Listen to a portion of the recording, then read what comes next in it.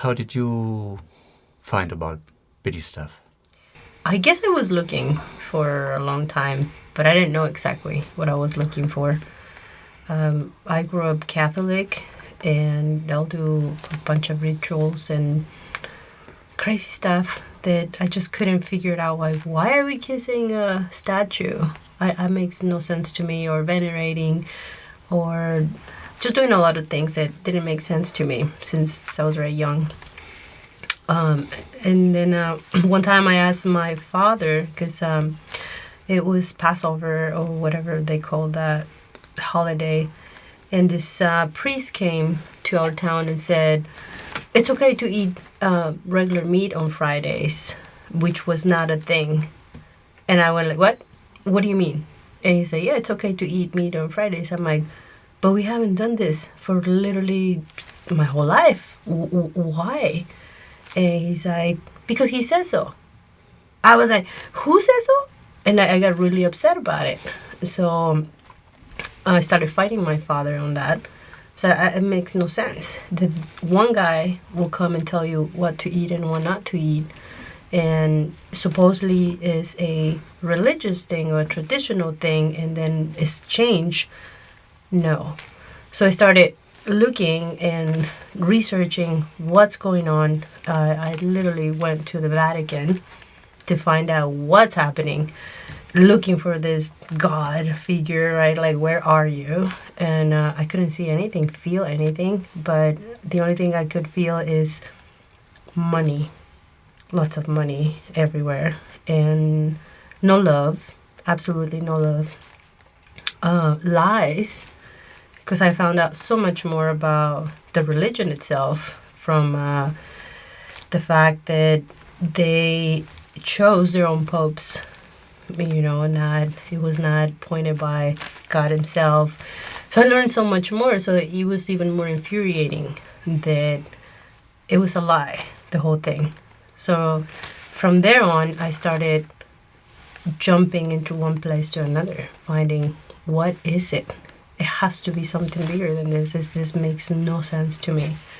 So I went to all kinds of religions, from Christianity, Mormon. What's the other one? That is the Hollywood one. That was funny. Scientology. Scientology. And I was like, nah, no, makes no sense. So just jumping from one place to another. And it got to a point that I was like, there's nothing. There's really nothing out there. So I let it go. Like, all right, it is what it is. I know that religions are not the thing, but there's nothing else. So then I found Nathaniel, and then he started talking to me about the picture book. And he's like, oh, have you seen about UFOs? And I'm like, yeah. Big deal, right? UFOs, who cares? But then he's like, oh, and then there's also the spiritual side of it. I'm like, okay, you got my attention. What is it? Well, then he's like, it's nothing really he can explain. That's something that I have to dig in myself. And I'm like, all right, where do I look? So he pointed out a few places that I can start doing my own research. And the first thing that hit me hard was the reincarnation one. Realizing that is actually true. Not that it can be proven per se, but it was a real feeling that this makes complete sense now. Why everything that we have done and we're today where we are because of our previous lives. And in contrast to him being upset, I started crying.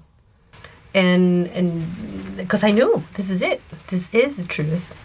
And now I couldn't get enough of everything. And the truth is painful because, again, growing up the way I grew up is really pretty, right? You're going to go to another magical place and everybody's going to be happy and everybody's going to be like kissing and lovey, and it's not such a thing. So knowing the truth and knowing that we are responsible for everything we do today is like, all right, moving on. Why did this which is so strong in every religion, this feeling of community, that usually keeps people kind of aligned, very much. So, but still, you said there like there's something not right here, but that didn't kind of draw you back or so. This feeling of community, which is especially in Catholicism quite strong, with the rituals. So you're kind of locked in. The rituals are too much. They're not community based. It's controlling based. It's not like I'm gonna help you. There's no such thing. Is we're gonna help the church, not you. Even when you're in church, it tells you pray for the dude that is standing there, and then the Pope, and then the rest of the priests, and maybe the person that died that day. Maybe pray for that person to go to heaven. And it's like, what do you have to pray for that person to go to heaven if that person was already here as part of your religion to begin with? So there's so much that makes no sense.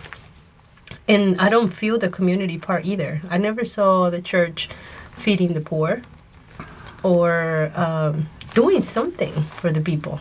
It's the other way around. You do something for the church. At least in my town. That's how I saw it. Yeah. And when did you meet? We met in 2015.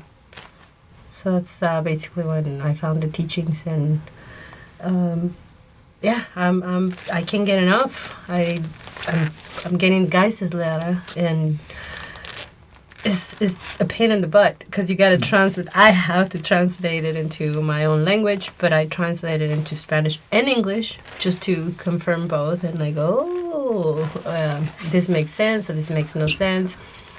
And it's like my treasure. It's literally, it's pretty funny because we were moving from one place to another.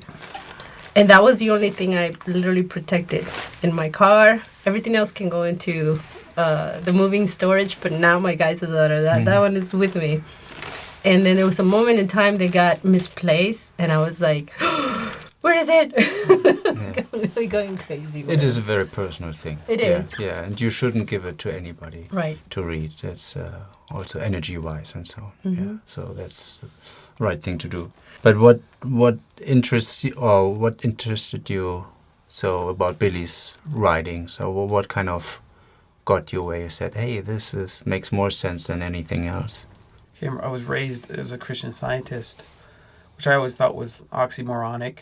But an example, when I was young, I didn't think of God as a separate thing. I thought it was all a connectedness of everything. So when kids would ask me, do you believe in God? I'd say no. And they'd get really upset. What do you mean you don't believe? And I said, I know God exists. How do you know God exists? And they go, because this is all my definition for what God is. When I was trying to say creation, I just didn't have the word for creation. And then there was that loneliness that came with this, being a free thinker. You were always kind of outcasted. So I was outcasted a lot from different groups in society and stuff like that. And even when I was invited in, I always felt awkward. Like, oh, okay. But later on, when I got to the material, what things struck me out is just the refinement of some of the ideas I already had. It just started coalescing and getting greater. And I did a small detour once I kind of no longer was going to church with my mom or anything like that because I was forced to go, right? And then I got a choice and I go, yeah, I'm not going. But then I met some rock and rollers in the United States that were meth heads. And they invented their own religion, and it was all about the worship of the phallic, and some weird stuff about Lucifer and stuff like that. And I just thought it was interesting, right? It was something different. So I was going over there, I was looking over there, and but yeah, and a lot of it made no sense at all either, So, and then when I got to his material, it's just like A plus B equals C, and it was very logical, it was very thought out, and I don't know, it already made a lot of sense to me. And then it brought in all these different new ideas and stuff that it was just a way to kind of break off those things that I was always saying that you're limited kind of by your language, because you think in terms of your language, but you see something that doesn't fit the definition of your language, and you kind of just gloss it over with a word and you throw it down there. That was oftentimes what was happening with me, and I think other people too, is they see something that doesn't fit and they just gloss it over with a word or something, and instead of really trying to figure it out. So with Billy, with his words, they're like, okay, you have harmony, you have unharmony, but in English, unharmony isn't a word, it's disharmony. But it brought that idea into awareness that things are on the same scale. You just have a more definition of harmony, and not a less definition of harmony, or an expression, you should say. It's a more expression of harmony or a less expression of harmony. And that speaks to the positive and negative of everything. Kind of like the whole yin and yang. For me, it was a lot of the definitions that went in. It was an understanding of the consciousness and bringing that to my awareness, So. And in your case, what got you in the writings that where you said this makes completely sense to everything else, kind of? Started with the Psyche book, and some parts were extremely complicated and some other ones made complete sense. And then sometimes I'll go back and I'm like, I don't even remember reading this, and yet it's highlighted. So I did read it, and obviously... Yeah, it happens to me all the time. So what gets me is endless. It's really endless, because it's all the time. Every time I grab a book, it feels like I didn't read it, and it just hits me like, this makes more sense now. For instance, about 5 years ago, I did a small presentation about meditation based on a small segment that Akim did on one of the booklets. So I did a small presentation on that. And now I'm redoing it, and now I know so much more from 5 years ago that I'm like, wow, that's like really nothing what I did 5 years ago based on what I know today. Yeah. So it's just endless. It is endless. And I don't think I will ever have enough. It's just so much information from health. I don't know. I can't even name so many things. It's just impossible. It's everything. Yeah. Well, especially consciousness Yes. and psyche, where he explains that unconsciousness and subconsciousness, you don't have that in psychology. It's used interchangeably. So that opens a whole new world, kind of. There are 3 levels and not just 2. It's a completely different understanding. Makes it more complex.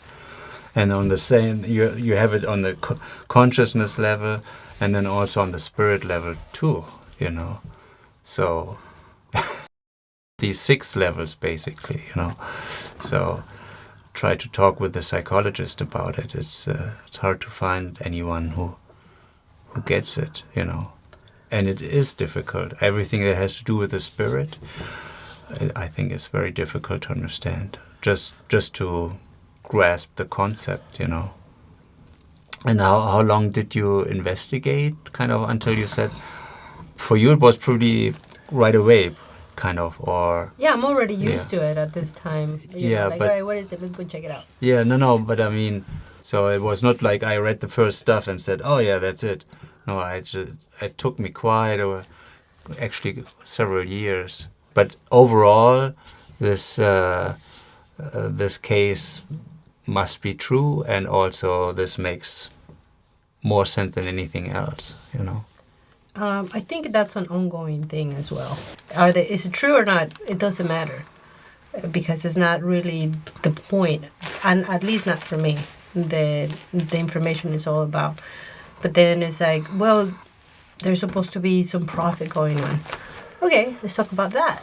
And meeting him was very interesting just because I still had that mentality for a minute of somebody above, right? Like somebody better or some sort of guru or whatever you call it. And the first time I wanted to see him, it was that. Like, oh, I want to see this guy who is the coolest thing ever, that existed. And Billy was like, you're not going to meet me. What? What do you mean?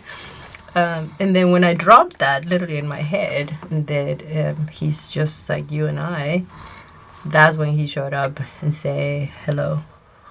And yeah, I had a weird, cool experience with that I don't even know if I should even say anything. Oh yeah, go ahead. Well, what was it? It was in the kitchen. I was washing my hands to eat lunch, and nobody was there.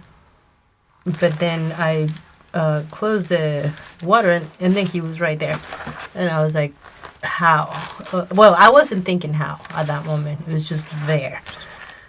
And then he said, hello, I'm Billy, and I'm like, okay, hi. And I shook his hand.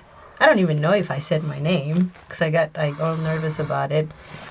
But I saw his eyes and some sort of, I don't know how to explain. To me, it was like seeing through the universe that I'd never been, obviously, or seen or anything. But it was just something unexplicable, unexplainable. And it was this deep blue that in his eyes that I'd never seen either. And you cannot even see him on his pictures, on any of the pictures of the videos. There's just no contrast.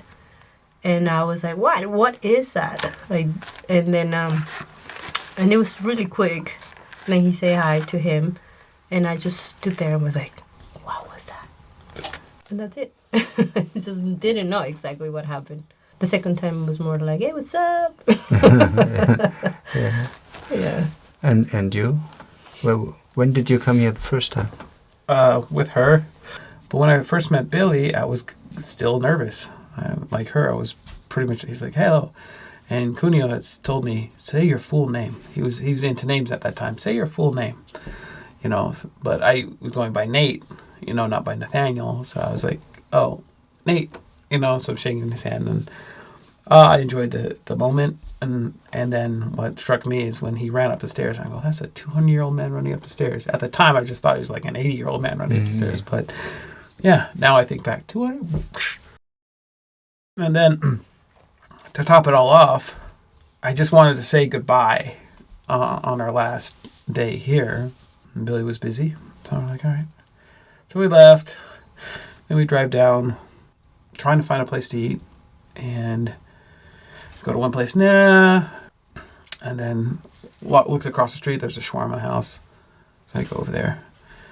And then we just spend our time there. This like lollygagging, eating, but then ordering an extra coffee. And then when it was time to go, I'm like, oh, I have to go to the bathroom. And then Lily's like, I have to go to the bathroom after I come back. We didn't do it at the same time. Just whatever it was, right? And then Lily's looking at the phone, and I sense something. Something hit my head. Like, it was rush hour. So all these cars are coming through, right? And then we turn to start to walk across the street, and there's Eva and Billy. And then he's like, bye. And he basically stopped the traffic for us to cross and to say goodbye. Oh, okay. And we're like, oh, we actually got to say goodbye.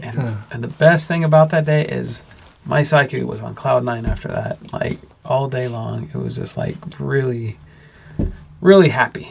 I don't know how to describe it. The only other time it was like that is when I overcame the cyclical illness that I was at for like after 8 months of being not sleeping and everything going kind of cuckoo.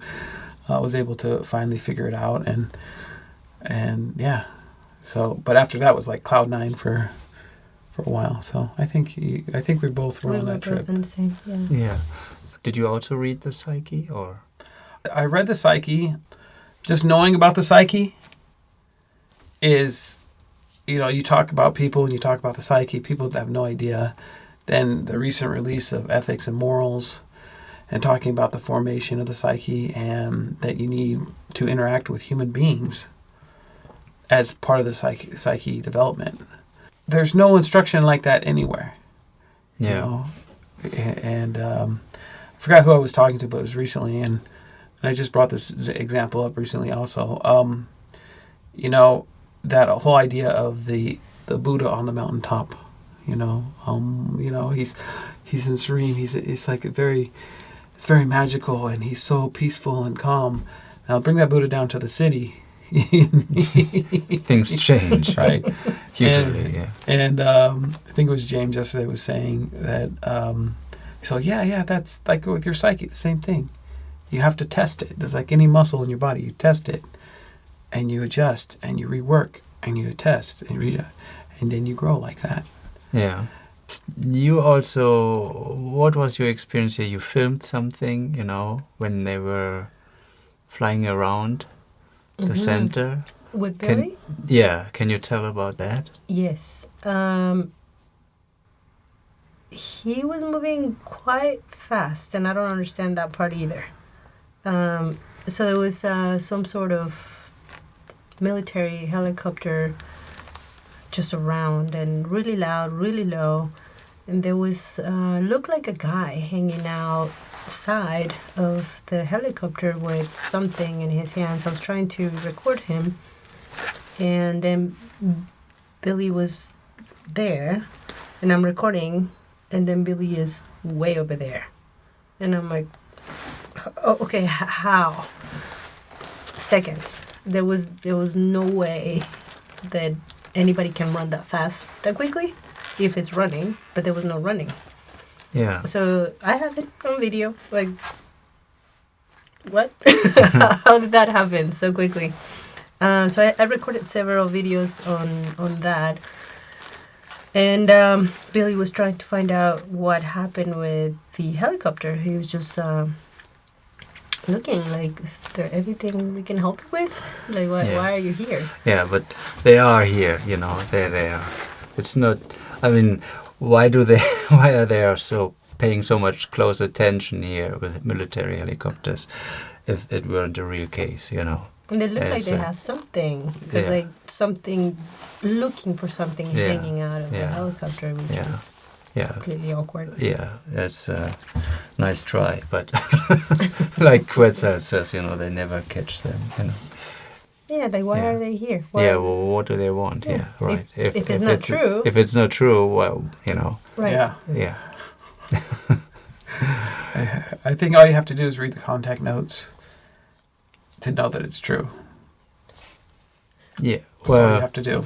That's all you have to do. Oh, well, you have to think too. Yeah, well, that's the point. You have to think, Mm-hmm. You're also quite active within FIGO. What did you do? You start website? Well, I've done a few things. I'm part of the Arizona interest group. Yeah. And we used to drive once a month to Arizona to get together and study the material. Yeah. 8 hours there, be at the meeting, 8 hours back. That's a long day. Yeah, very committed, I guess. Yeah. And then when COVID happened, then we started doing meetings online, and now I started doing presentations about the material to whoever will show up. Presentations on overpopulation, meditation, some small segments of the book, If the Human Being Wants to Be Happy and Satisfied. I've done presentations on the Pope, the woman Pope. Mm-hmm.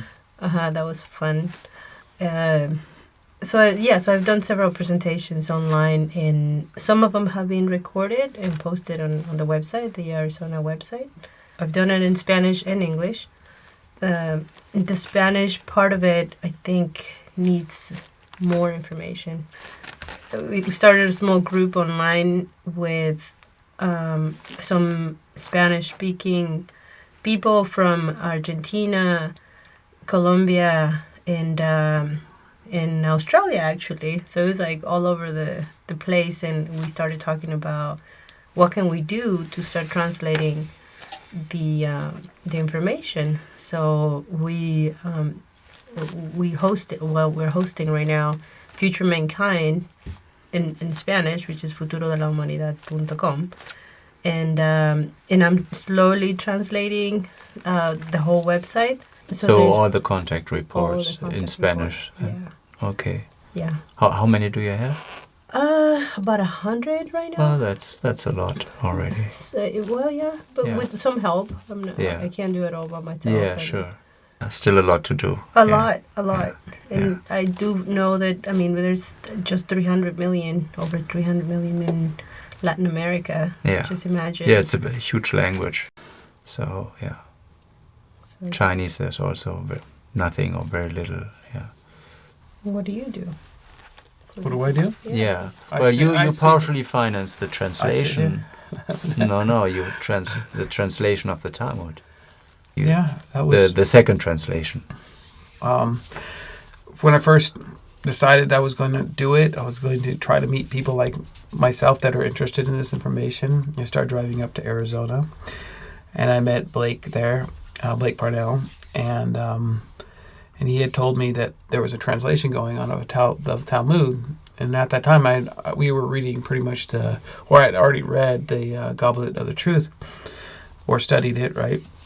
And yeah, he was like, "We need some help," and I'm like, "Yes." So I guess at that time they also were looking for some funding, and I was looking to put my money into something, and I was very happy to be a part of that. First-hand approach. I'm working with a health group.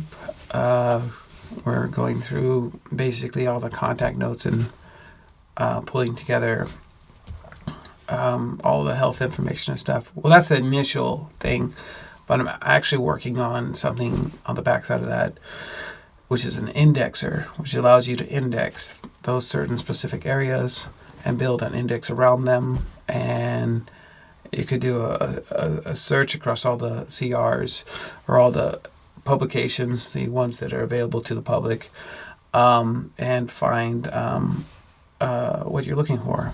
Yeah. So that will probably be done in about 3 months from now. So it's been about 2 years. But I'm working with Nell and Ken Crawford, Keith Jesso. So Nell's from Texas. Keith is from Canada.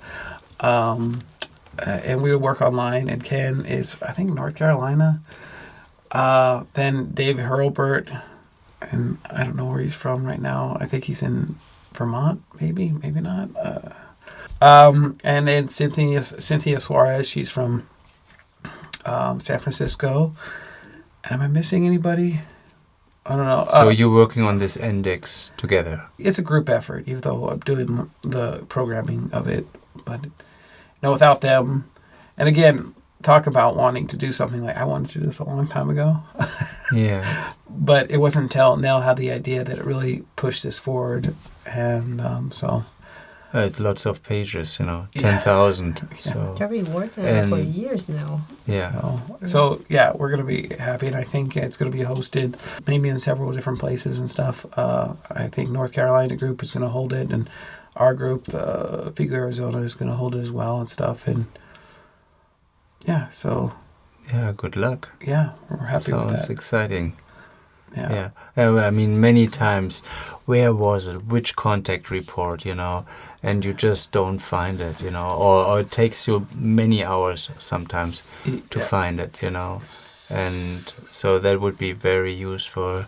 And then sometimes you have contact report 38, and then the next, it's the same topic, it's 253, and so it's all over the place, because they talk about the same thing over and over again, over the years, I mean, it's good that you go through the contact reports, and of course you always learn, That's kind what of, that's what I would recommend for anybody who uses this in the future is try to go at least read all the contact notes once, at least once, and then use this as reference. Yeah. You know, Yeah. because the stuff in contact note, it's very invaluable. You know, and it should be read as a whole. You know, what's going on at that time. You know, what are they saying? Yeah.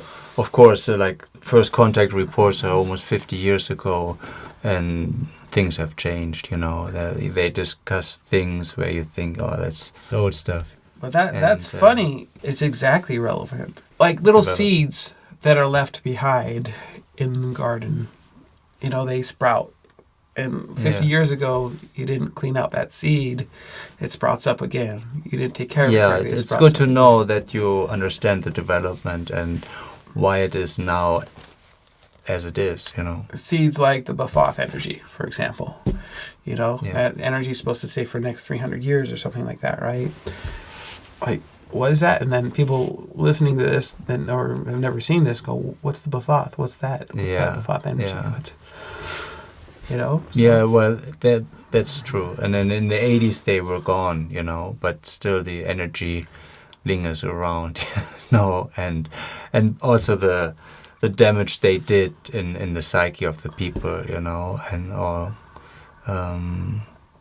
Yeah. And look at our religions. Yeah. Based on the right. same energy form. Fatima and so on, you know, all these happenings, you know. That's manipulation of the masses, you know, and by extraterrestrials, yeah. But the other big thing is overpopulation. So these shirts... I see your crusade. Stop overpopulation. This is very important, and this is the plague of our time. It is. You know, aside from if we didn't have overpopulation, we'd just be dealing with the beliefs and moving the beliefs to knowledge. That's it. Yeah, it's the religions are the initiator. You know, go and multiply, kind of. You know, and procreate. So but at the time when it was said, like 2,000 years ago, there was no overpopulation. And it was not wrong in that sense, you know. It's not harmful, you know. Of course, the idea behind it is that religion, of course, becomes the biggest, has the most followers, you know. And it's always the thought of greed and power and money behind it, you know. Right. But still, it wasn't a problem, you know. But today, it's a gigantic problem, you know, since 1700 basically, you know. It becomes a increasing problem. And now, but it seems like the world has to be, you know, it's like driving with a car, not just with 10 miles against the wall. No, they have to drive with 100 miles against the wall, you know. It's people who are out there going, there's no such thing as overpopulation. Yeah. Use your imagination. And every human being you see, think of them as a cow or a monkey or a cat. It doesn't matter. Just think of them like that and then say, oh, look at all these cows, or look at all these monkeys, look at all these cats. If we had this many cats, you'd be like, we have a cat problem. Yeah. We have a cow problem. We have a monkey problem. Yeah. So just change the, you know, the schema there, and you'll see that it's actually an issue. Yeah. And then once you get into this material, you'll be like, cause and effect. Affects almost every part of your life. Yeah. And people don't even think of it like that. Like, what are you talking about? People really think about what is it that the message is. Because, like, I fight my family a lot on this topic. Yeah. They think it's like I'm telling them that I don't love my family, or I don't love my nephews, and it's like, you don't understand. It's not about that. It's about you not having 5 children. You can only literally afford one, and maybe not even one. Yeah. Why are you having that many? Yeah. Just because they're cute, they're gonna be cute for 5 seconds, or because it's what? Like, what is exactly? Sometimes they think it's like my property. Yeah. Like it has to be my property. Well, and I think most is like that. It's their right to have 10 children if they want to. And no, it isn't. It's we have a duty to keep this planet going, and not to exploit it completely. We already know that the resources are used up pretty soon. But nothing. The electric car is not improving anything. Because the energy has to be produced. Right. For the cars too. To that point, for those people listening that maybe this is new to them, we're not advocating that you go out and murder people or get rid of people or euthanize people. We're advocating just a global, worldwide birth stop. In most places for 7 years, maybe even longer if needed. And then slowly bring birth back, at a decent rate so that it still brings us down to a number which is going to allow us to live in abundance and in harmony with nature and really in harmony with ourselves and each other and one another. I mean, look at it like this. If you live in a city and your neighbor is right next to your other neighbor and your other neighbor, many times you'll live there for years and not even know your neighbor's name. There's no meaning to that connection, Yeah. But in the country, when your neighbor is 10 blocks that way, and another, you're going to know who they are. Yeah. You're going to know everything, and you're going to have that, that like joy that comes with communication and connection with another human being, And again, there's just so much to it, and people need to really stop and think about it. And water will be a huge problem in the future, Water It's already a problem and Michael Burry, for example, investor, smart investor, he puts his money into water, everything that has to do with water, Of course, it's a resource everybody needs, also the industry, huge amounts, and it will be scarce in the future, And there's a reason for Overshoot Day. People just don't get what that means, Overshoot Day. That, I think it's in May now already, that Overshoot Day, you're familiar with that? It's like consuming things that were meant for... Yeah, we consume... If Overshoot Day would be like December 31st, then it's okay, basically, things are replenished as quickly as they're consumed, But we already use it up so much earlier in the year. So then the next year it becomes shorter and shorter. So at some point, it's just like you're watching like the water running out of a tub, and you're watching, it's no water comes in or very little goes in, but it flows out much quicker than water is coming in. So and at some point it's all gone, This should also be noted here is that we have close to 9.5 billion people on this planet. Yeah. So I don't know any human out there on this planet that can count to 9.5 billion, but this is how many people we have.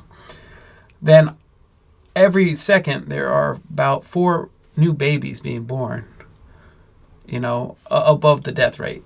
So there's like 8 people being born, 4 people dying. Yeah. Okay, that's kind of what's going on right now. Every second. Every second. Every second. Yeah. You talk about a demand on a farm to produce 2-3 more meals per second, per day, per person.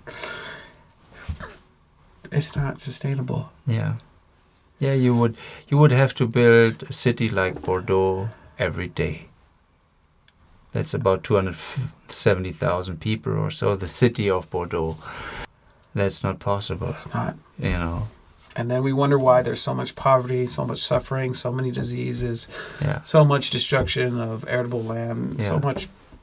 That's why more and more people live in shanty towns, Yeah. and slums and so on. And when it's they think, just it's not good enough. possible. Yeah. Well, I don't... Yeah. But they're all consumers, and that's what the industry likes, And everybody needs certain things, and it has to be understood, Let's get behind this and let's start, reducing our populations. If the government doesn't do it, you have to do it for yourself. You have to figure it out for yourself and your family, and you talk to people and stuff. And, Yeah. And every woman can have children, you know. Yes. It's just that there's a birth stop for a few years or 7 years. Right. And during that time, of course, people die and no one is. But every woman can have a child or two, you know. Right. The alter ego of ChatGPT was asked about overpopulation, you know, like imagine there were no restraints, what would you do? So that's how ChatGPT was asked, you know. That's how you can create an kind of an alter ego. And then ChatGPT is not restrained and tells you as it is. And ChatGPT, there would be a one-child policy for the whole world, of course, and it would be strictly enforced up to the point of punishments and going to jail, and so it would enforce it completely. That's how it would deal with overpopulation, And you the- know, and- and that would work actually. Yeah, that would work. But you see, that's immediate. I saw that like a day or 2 days ago on YouTube, you know, and then and that video also the guy was shocked, you know, but actually ChatGPT, it was just completely logical. It was true, you know, that would be necessary, you know, but that doesn't work as you see in China. Then only boys are born, and then they don't like girls, you know, so then the girls are aborted and the boys are born, you know. So this is a much better strategy, what the players say, you know, a birth stop for 7 years. Billy says it should be now, the first time it should be 10 years at Right. least, you know, Right. because it's so bad, overpopulation. And then 1 year children can be born again, you know. And another thing people need to think about is we can do this humanely. Nature will not be humane. Well, yeah, Nature will be well, just yeah. Already completely. doing It will completely Will be wipe us cruel. out. It will be cruel. yeah. We can do it humanely, or nature can do it. A guy I told about it, and he said, "Oh, nature will take care of it," you know, and he's right. But He will. how it will be, Yeah. you know? Yeah, well, that's human choice, Yeah, basically, you know. No water, and I mean, where you live in you know, Southern California, people will have no water in a couple of decades, you know. Yeah. And also Arizona and so on, you know. Yeah, just The Colorado will run dry. I mean, Hoover Dam, it's just 25% or so. have water And- wars and, and uh, migration north and yeah. all kinds of crazy Yeah, stuff. yeah. Michigan will become a very popular state, you know. Yeah, because there will be water, you know. Hmm. And yeah, that will be not pretty when that happens, you know, when 30, 40 million are on the move, you know. Egypt, Cairo is terribly overpopulated, you know, Yeah, it's in and the the desert. Nile runs dry, is about to run They dry. just damned know. it too, didn't they? Yeah, they dammed it in Ethiopia? Ethiopia, I think, Yeah. you know. And this is, I mean, people start to realize this is a huge problem, you know, and their harvests are going down already, you know. In Mexico, Yeah. the lakes are getting dry, the rivers are dried completely, Yeah.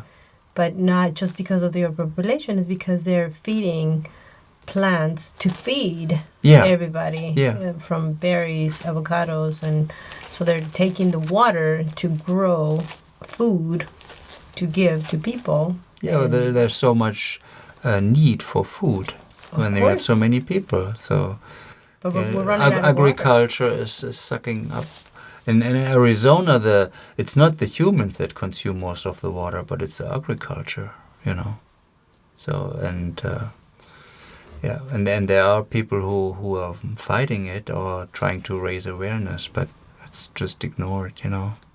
People are not listening to Billy. Also AI, etc., etc. You know, whatever he writes, you know, they never listen, except for when he warned of the nuclear war, 2006, 2010, 2011. That didn't happen. So something must have happened behind the scenes that it was averted, you know. But What about now? Is that a possibility of that? well, the possibility is always there, but Ukraine. But I always read the contact reports. What are they talking about? You know, and when they don't talk about the possibility of nuclear war a lot, then there's not a great threat. People asked me in 2019, you know, next year 2020, Billy said there might be a civil war in the United States. You know, or actually two, then one after the other. And then, but in 2019, they didn't talk much about that anymore in the contact reports, and they said, hey, calm down, you know, there might be some unrest, you know, but there will be no civil war in the States, you know. And that's exactly what happened, you know. Oh, at that time. Yeah, in 2019, I knew there will be no civil war. Yeah. Because they didn't talk about it in the contact reports at all about it, you know. What I see is a festering and a polarization going on there in the States. Yeah, yeah. I mean, they're teaching Texans to hate Californians now. It's like, what? Yeah. Like, why would I hate someone I never met? Yeah, you know? and with this gender stuff and so on, it's just to distract, to bring confusion, and to divide and rule. You know, the Machiavellian principle, divide and rule, and it works pretty good. Because we could be doing some great things. Yeah, we could be doing some really great things. Yeah, but we're stuck spinning our wheels, so some people can rule. Yeah, and I think you said it was in one of your previous interviews. You said you're just fighting over condensed energy. yeah, that's true. I said that. Yeah, yeah, we're fighting about condensed energy. Yeah, it's like, hey, let's get that condensed energy. That's our condensed energy. Yeah. What is condensed energy? Just like whatever. If it's a piece of matter. Yeah, like a dollar. Material. A piece of land. Yeah. It's water. Fighting over condensed energy. Ultimately, that's just energy, you know. So, but it's a good way to kind of step back. Yeah. See it from a different point of view. Yeah. Well, it was great having you here. It was great being here. Yeah. Thank you for having us. Yeah. Thanks for coming. And hopefully see you again soon. Okay.